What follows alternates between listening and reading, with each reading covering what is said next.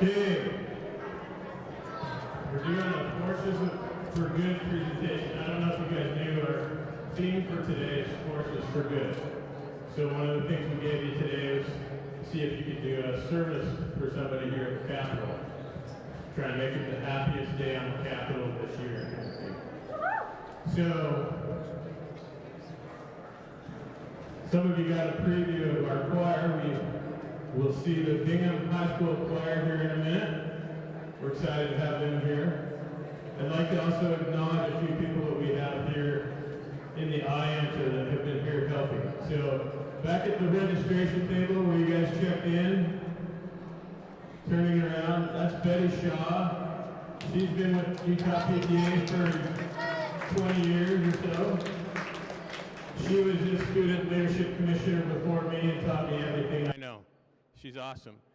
Next to her is our president-elect, Corey Fairholm.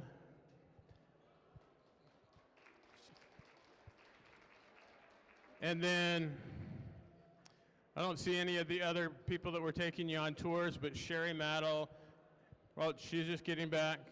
Chris Dennison. They are a couple of our commissioners. Tanya Rhodes, who is one of our tour guides, has been on our state board. And then Susan Edwards is from the Canyons, who's helped do the tours. So thanks to them. And then we also have Colleen Taylor, who was PTA president for the state back in 1999, 2001. And I just wrote this. I wrote this down so I wouldn't forget. Her theme when she was PTA president was "Because We Care." And so PTA has been caring for years and years. Colleen says she's been here to the Capitol every day for 46 years. I don't know if that's exactly right, but she's been doing a lot of good here too. So Forces for Good all over the place here. So thank you for being here. Okay, so we also have some of our student leadership committee here. So Annika Hogard, my daughter, is our chair. Aspen Brinkerhoff is our vice chair. Her dad, Brian Brinkerhoff, is on the camera. And they brought their brother, Sterling Brinkerhoff, who's somewhere folding something we'll teach you how to do here in a minute. So as we were talking about what to do for this year's Day on the Capitol, we threw around some ideas for our theme. And when we came up with Forces for Good, we sort of lined up some of our presenters, and we just thought it was a natural thing to create what we call the Forces for Good Award. So we're going to award that to 3 people today for the first time. And this is going to be an award that comes from you, the students. And we'll go through processes where you guys can nominate a student, somebody at your school, or someone in the community that you see as a force for good in your area. So we encourage you to look for that, or even to be that, and have somebody else see you and nominate you. So, our award, instead of doing a plaque, you know, like you're gonna put it on your wall or something, these are our awards. You guys seen these before? A Newton's Cradle. If I put it up there, it'd probably fall. So, you start one, and you get the reaction from the other one. So, the idea behind one of our other students came up with this thought about it. Their efforts have moved countless others. Like this Newton's Cradle, their work keeps momentum, keeps changing people long after the initial impact. And so, I'm going to announce our first award winner. She doesn't know it. But our first winner is Jolynn Ward in the school category. So Jolynn,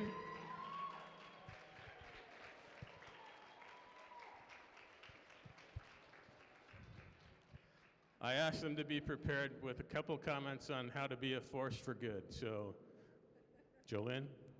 Thank you. Well, you guys have really heard enough from me, probably, but I want to share the song that you heard the choir warming up to was a song I wrote for our elementary curriculum. As students implement the pledge, I will include. It's funny when you get out there and you try to be a force for good, there's a lot of opposition that comes your way.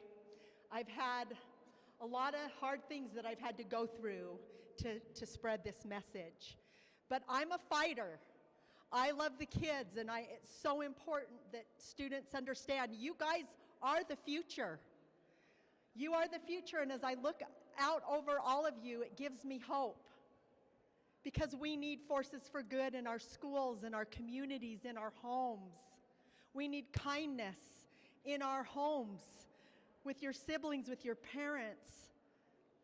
Kindness can heal the world. In fact, there's a quote that I didn't share today from a researcher. He's a neurosurgeon, and he talks about how compassion, he has a book. If I could encourage you guys to read one book this year, it would be his book. It's called Into the Magic Shop. And he talks about how compassion that he received as a child with no possibilities. He had a father who was an alcoholic, he had a mother who had a stroke, and he had 2 siblings that died as a result of living beneath their potential, is what he said. And he talked about that the compassion of a woman in a magic shop changed his life. And it changed it so much that against every odd in the world, he went on to graduate high school, he went on to college and on to medical school, and became one of the world's most renowned neurosurgeons. And he wanted to study the brain and how compassion had literally shifted his brain. And so he went in to study it, and what he learned was the alphabet of the heart, which is what the pledge is. It's pro-social behaviors. When you exhibit those pro-social behaviors, it makes your brain happy. That's why I've had so many kids at Bingham High School say, "Mama Jo, why am I so happy?" And I tell them it's because when you get out of your way and you look beyond to see who you can elevate, who you can serve, who you can love, then all your problems go away and you start to feel happy. So compassion, he said, in order to thrive as human beings, we need to have compassion. And compassion defined is the ability to recognize the suffering of another human being and to alleviate that suffering. That is what compassion is. And Dr. Doty said if he could put compassion in a pill and sell it at the pharmacies, he said people would be lined up all over to take that pill. He said compassion will heal the world. Kindness will heal the world. Wear your wristbands and be proud that you are that person. Okay, and in closing, I just want to share the lyrics of the song. It is in our elementary curricula. One smile starts a friendship, one laugh lights up a room, one hand that lifts another, chasing away gloom. One kind word to be spoken, one invitation shared, one soul to feel connected, one heart that is aware. I'll be the one whose smile starts a friendship. I'll be the laugh that brightens up a room. I'll be the hand extended to another. I'll be that one. I'll be the one. I will include. One choice to be that person who strives to elevate, who sees the good in others, casting away hate. A rule that is golden brings forth unity. How we treat each other affects community. I'll be the one whose smile starts a friendship. I'll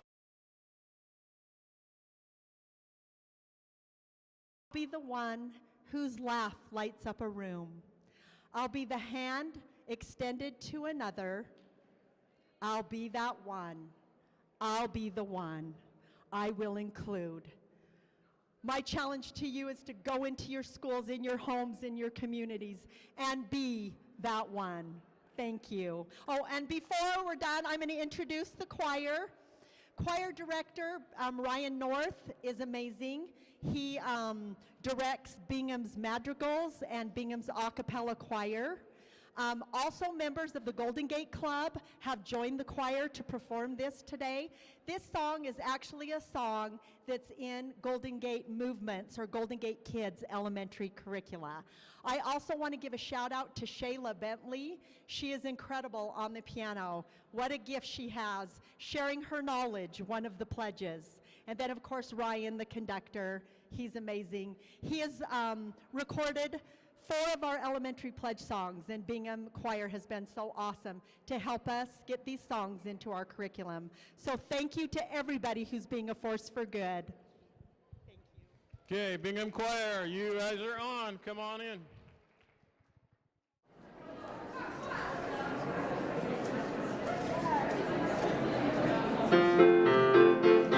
One smile starts a friendship, one laugh lights up a room, one hand that lifts another, chasing a late blue. One kind word to be spoken, one invitation shared, one soul to feel connected, one heart that is open. I'll be the one whose smile starts a friendship.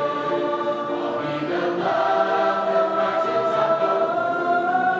I'll be the hand we step into another. I'll be that one, I'll be the one I will include. One choice to be that person who strives to elevate, who sees the good in others, casting away hate. A rule that is golden brings forth unity, and how we treat each other affects community. I'll be the one who smiles starts a friendship. I'll be the love that brightens up the room. I'll be the hand we step into another. I'll be that one, I'll be the one I will include. I'll be the hand we step into another. I'll be that one, I'll be the one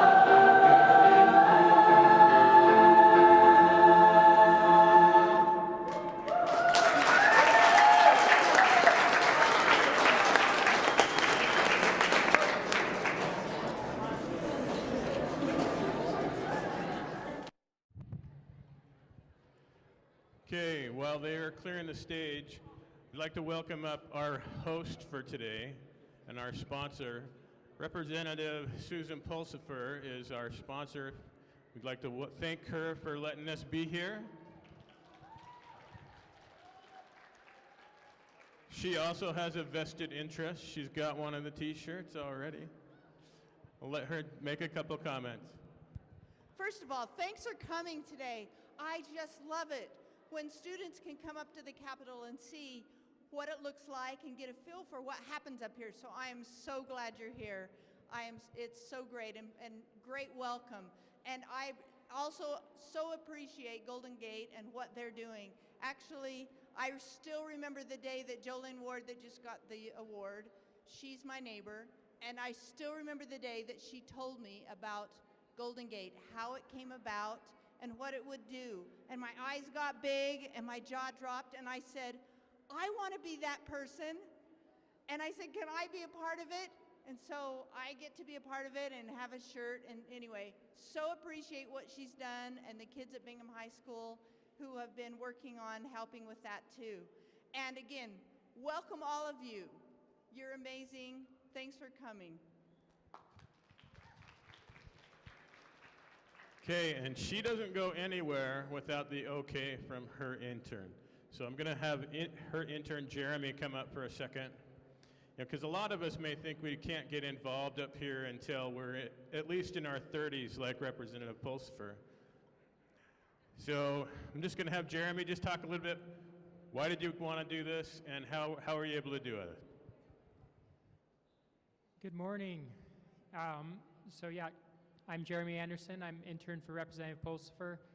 And I wanted to get involved with the legislature because I want to be a part of those people being forces for good. That's why I came up here to the Capitol. I'm a student at BYU, and this is an internship I'm doing for 2 months as part of my schooling. I get school credit for it, and it's really an awesome experience where I get to learn so much about how our government here in Utah works, and I get to work really closely with Representative Pulsifer, which is just an awesome experience, an awesome opportunity. So I would highly encourage you, as you move forward with your education, look for these opportunities. There's many opportunities like this to get out into the world and be involved and start to participate and to rub shoulders with the forces for good and start to do that yourself.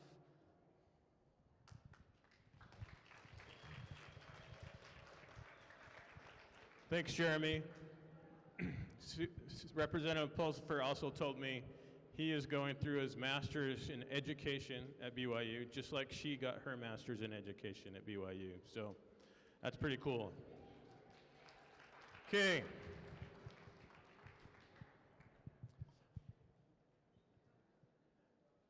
Our next recipient is going to be the presenter that you hear this afternoon, Celeste Edmonds.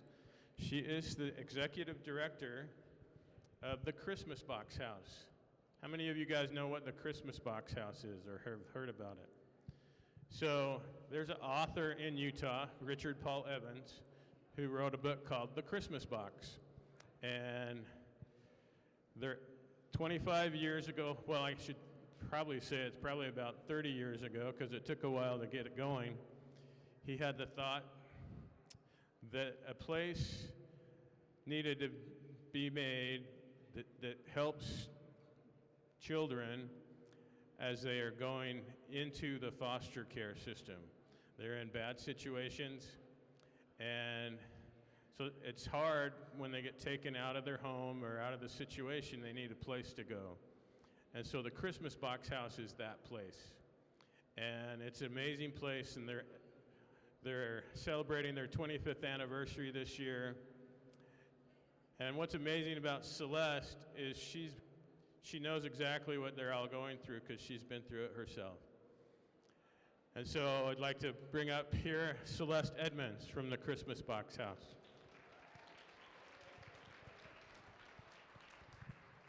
Hi, Todd. This wasn't part of the arrangement. I don't do well with surprises because my kids will tell me, or will say every year, don't forget to don't put mom's gifts under the Christmas tree because she'll open them, which is accurate. I will. Now, if I don't know about it and then I get it, it's better. But thank you, Todd, for having me here today. We'll talk more about the Christmas Box House later, and I forgot how echoey it is in here. I haven't been here for a few years, and it feels like I'm screaming. Does it sound like I'm screaming? Okay, well, that's good, because, wow, it's loud. So as Todd mentioned, the Christmas Box House, again, I'll talk more about it later, but it's a shelter for abused and neglected children. And I think it's well, I guess I'm not surprised because I was raised in foster care, and I remember how incredibly humiliated I would be if somebody would find out. I just kind of wanted to slide into the group and have nobody know what was going on. It was embarrassing.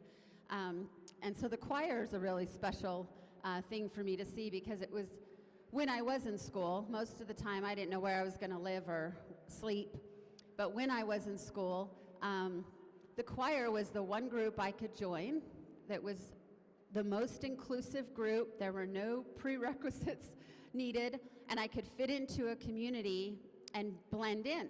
And so I'm super grateful that you guys are here today. Thank you so much. We are celebrating 25 years at the Christmas Box House, which makes me feel good and also sad about, because we've helped 125,000 children. I mean, like, getting your head around 125,000 kids is kind of a lot. So I'll tell you, if we fill every football stadium in the state of Utah at the same time, that's how many kids that would be. Every college stadium. And that's a lot of kids. That's a lot of trauma. And I guess for forces of good, it's a broad topic because that means something different for everyone.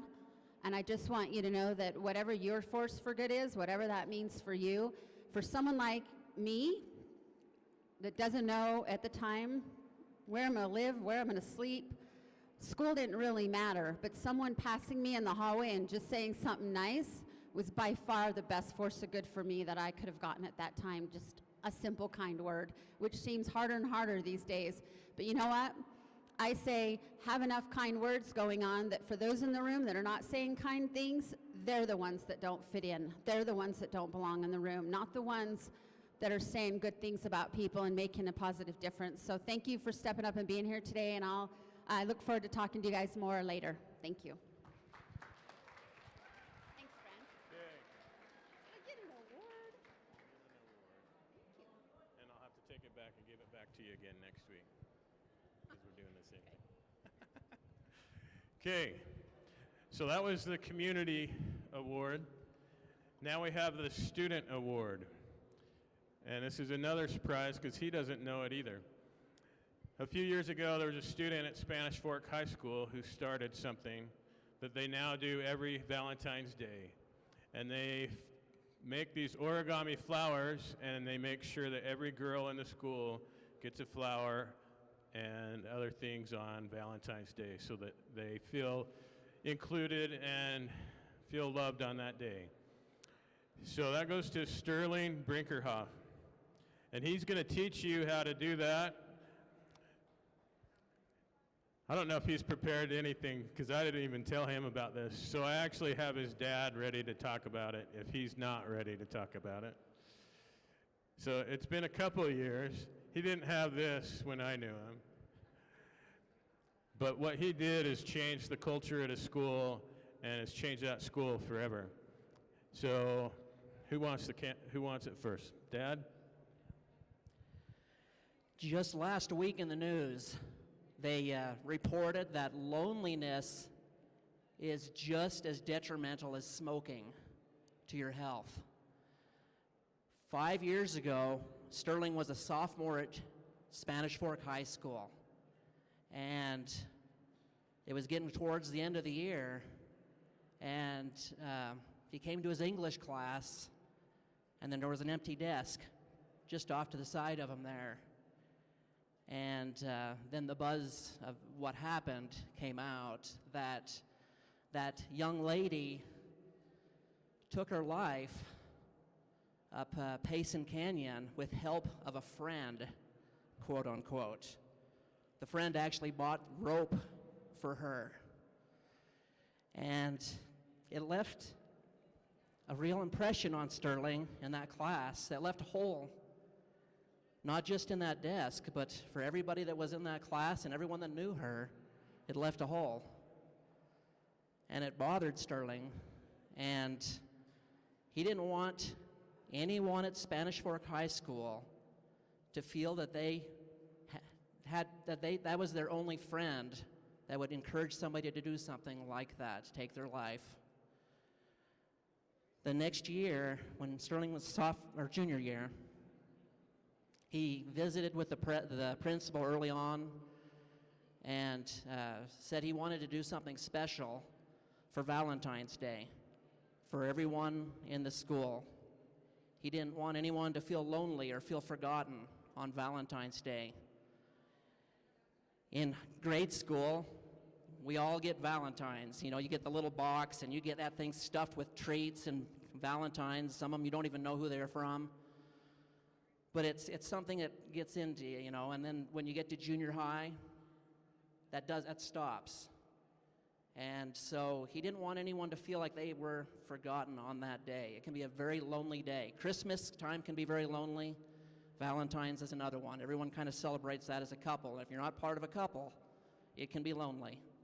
And so he spent some time, several months actually, reaching out to a number of candy companies, local candy companies. And a couple years before, when he was in 5th grade, he created a flower, and it's the lily. It's a little Valentine's lily that he handed out when he was in 5th grade, 6th grade, something like that. Anyway, it folds out and has a little message, a hidden message behind it. It's his own design. And each one of you will have a chance to make this today after we're done here. And it's his own unique design, and I will guarantee you it's not an easy one. There's some QR codes in the back you're going to be able to scan, and you can watch the video over and over again if you don't even get it, if you don't complete it today. You can, it took me about, it takes more than a dozen times for me to catch on to this. I'm not that I'm a little spatially challenged, but anyway. It wasn't easy for Sterling to reach out to these candy companies and to reach out to other students this way. He's kind of a little wallflower. He's got that beard, I think, in part to hide his face a little bit. But on that day, no one was forgotten at Spanish Fork High School. That included faculty. It included bus drivers. It included the teachers. It included every student, every girl, every guy. There was over $10,000, $11,000 of chocolates that ended up being donated. Everyone got a treat that day. And it's since become a tradition for Spanish Fork High School to do something similar, to hand something out to make sure no one's forgotten. And it's going to be individual. It's going to be handwritten. It's going to be some thought. Say, hey, a special personalized note to that person. And they call each other's name. They call the names out of every person in the school. Come on up, we got a Valentine for you. We recognize you. And then at the end of the day, when Sterling was done, he had a whole box full of other Valentines. It took him 5 days to read through the things. And there were about six or seven notes in there that said, hey, I was considering hurting myself. Thanks for thinking of me. It may not have meant, it meant a lot to those people. It meant a lot to everybody. Those flowers stuck around in everyone's lockers till the end of the year. And it's now a tradition to do something similar to that every year. He's still shy. It's a little hard sometimes to get out of your box. It was hard for him. And the challenge here will be reminding you of that. It's not always easy to reach out across from a lunchroom, but seek out those people that are lonely. Seek out those people that may need a friend. That maybe that smile may make that difference. Anyway. So just quickly, what was it like to be a part of that and make a difference in other people's lives? Well, I think it left a huge impact. So if you see a need in your community, try to fill it. Okay, so back at the tables, you want to go get him started back there? He's got a video. I'm going to put up a QR code here. There's QR codes on the table. But I learned something at a PTSA group that I went to last week out in Tooele. They always try and do some kind of service as part of their meeting. So we're going to each try and fold a flower back there, and then we're going to try and find someone here at the Capitol today to give that flower to. So everyone get up and get back to the tables.